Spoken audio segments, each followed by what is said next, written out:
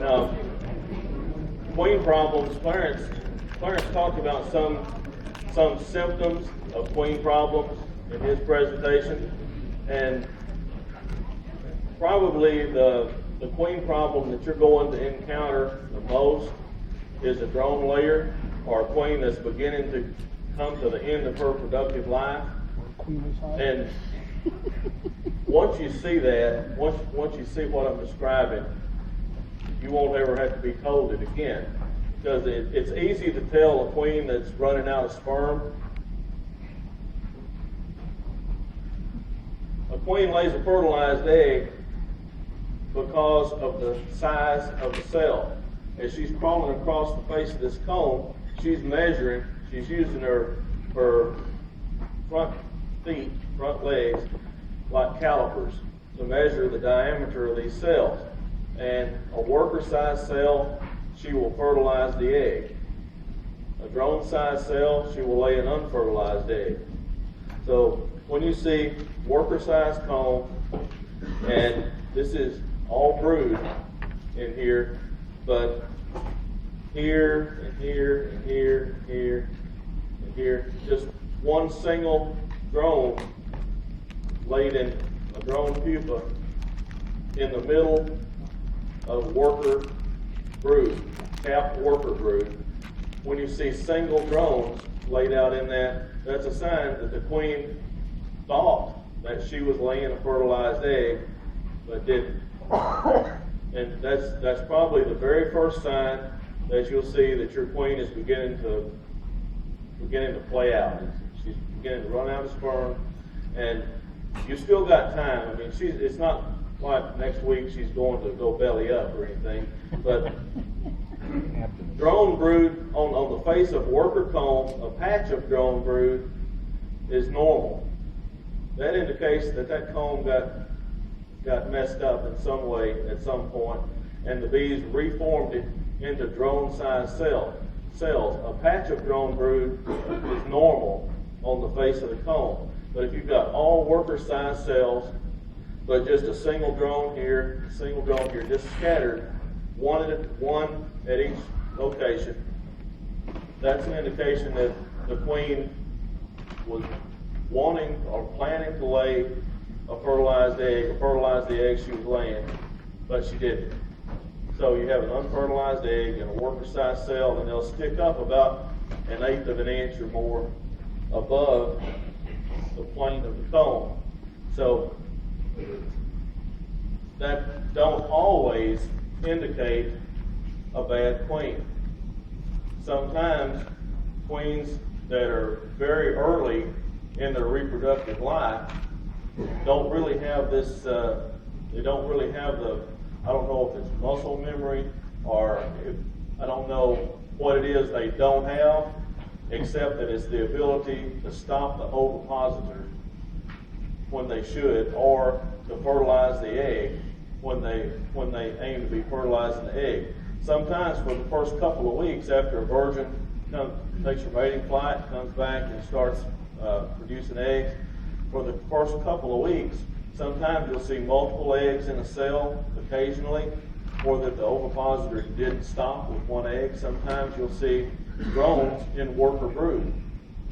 But after that queen has kind of got the hang of it and got into the real role of reproducing, she shouldn't be laying unfertilized eggs in worker-sized cells.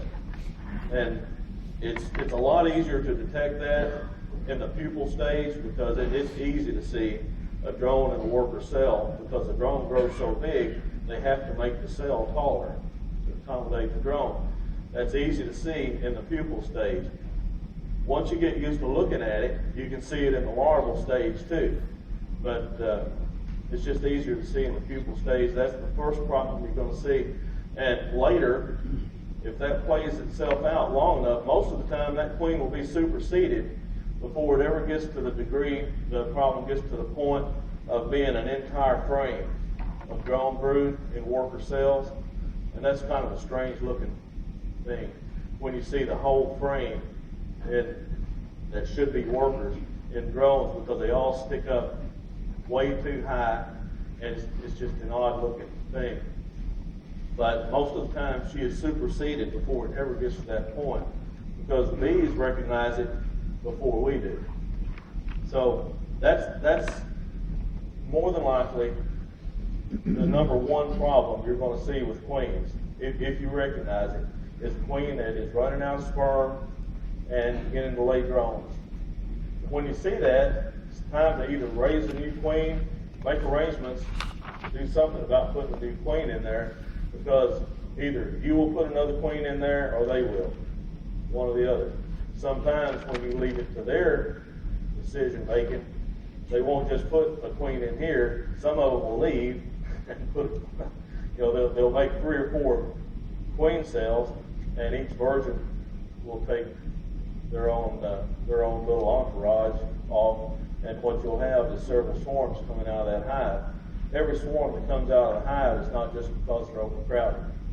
Sometimes what you're seeing is a supersedure that has kind of gone a little bit overboard, and there'll be virgin queens in that swarm, and a swarm with virgin queen may have 5 or 6 virgin queens in it.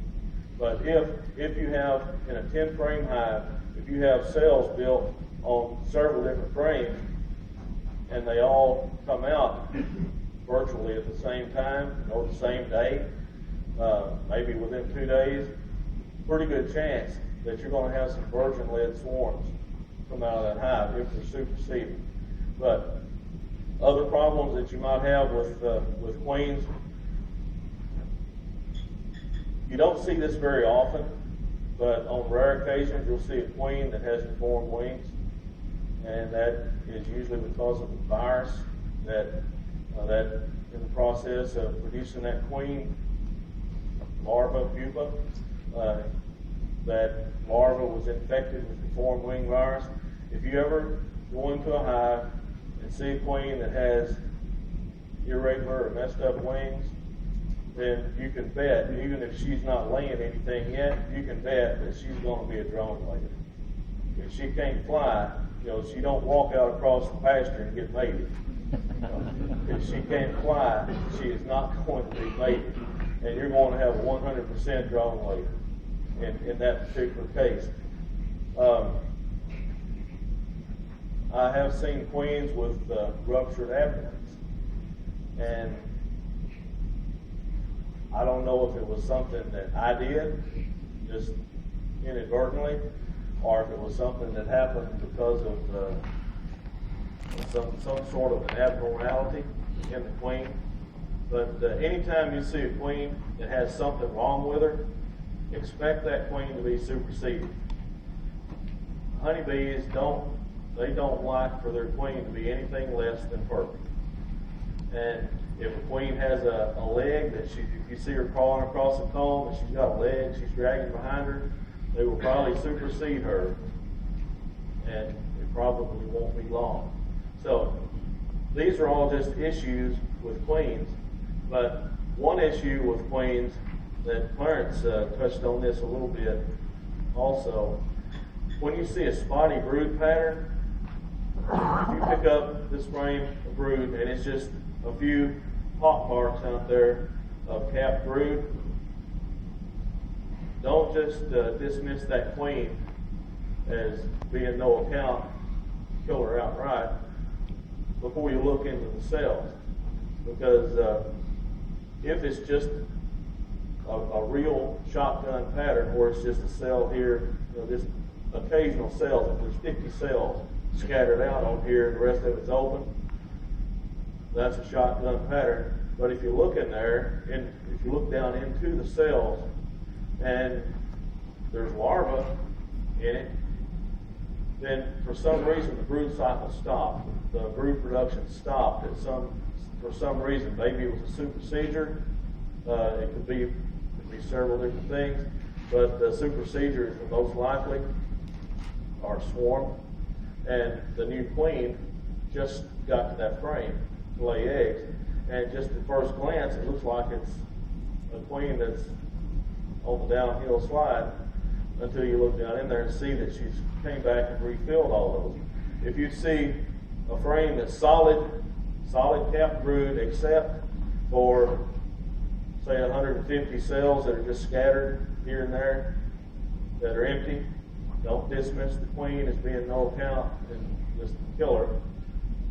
That very possibly, that is a good sign that your bees are actually detecting something wrong, like this.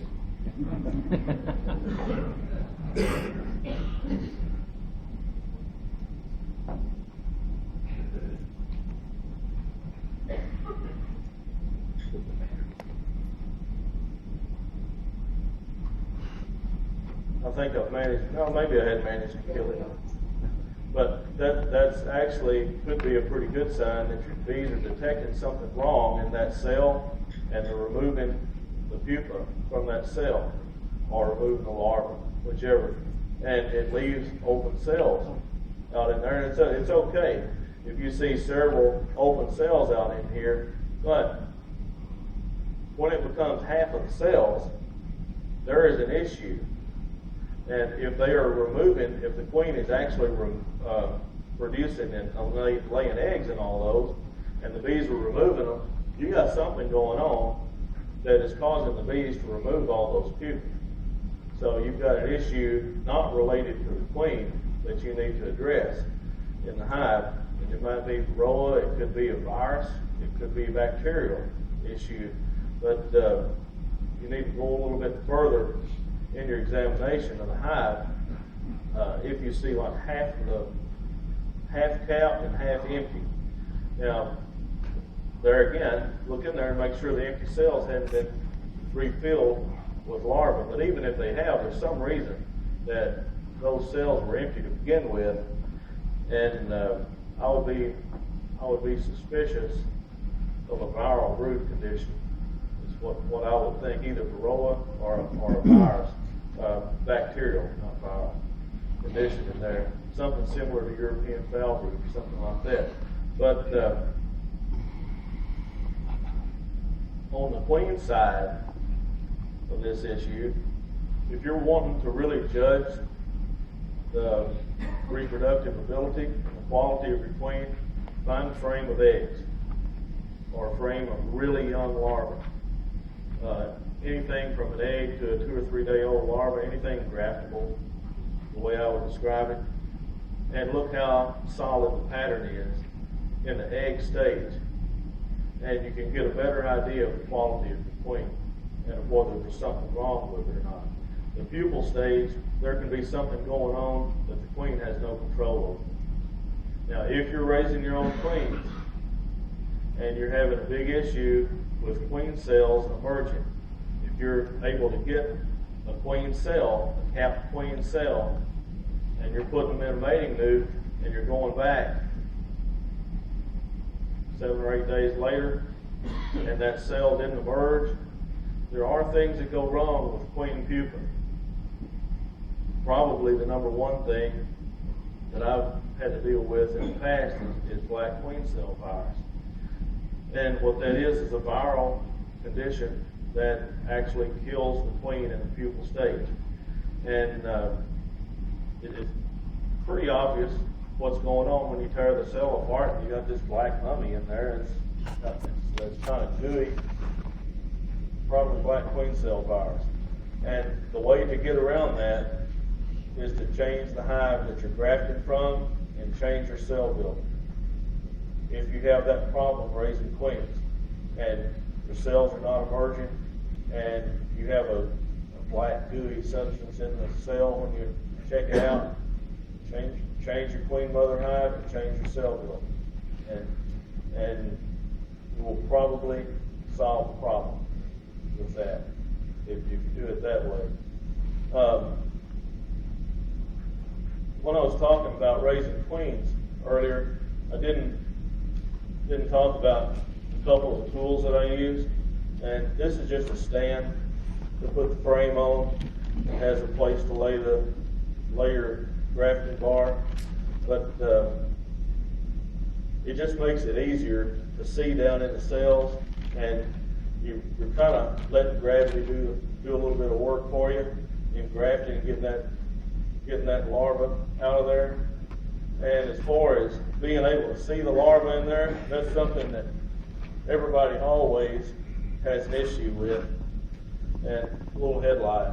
You don't have to have $2,000 worth of equipment. I mean, this is like a $6 light, and this is plenty good to see down in the cells.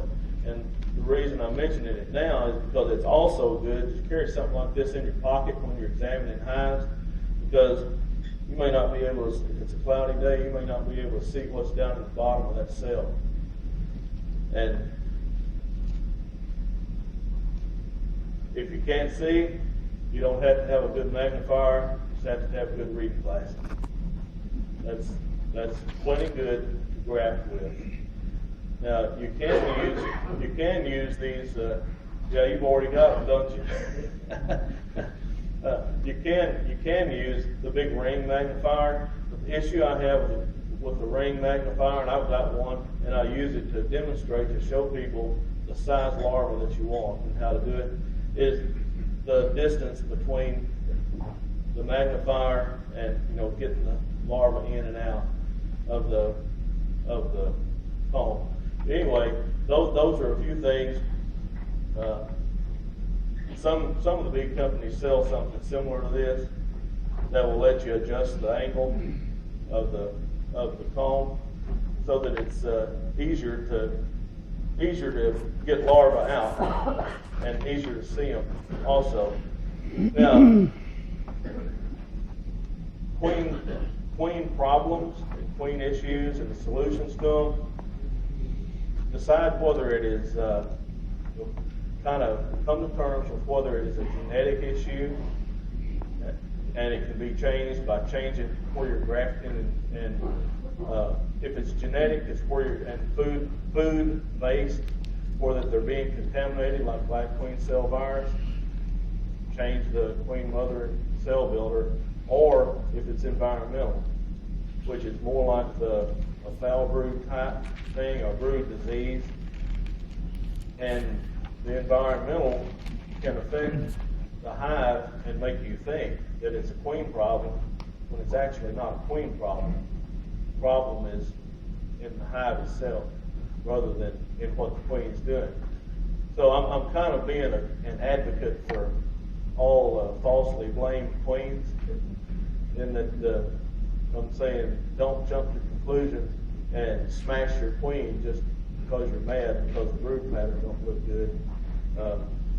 Make sure that it is actually a queen that's playing out. But if you're seeing individual drone cells on the face of worker comb, you can mash her if you want to.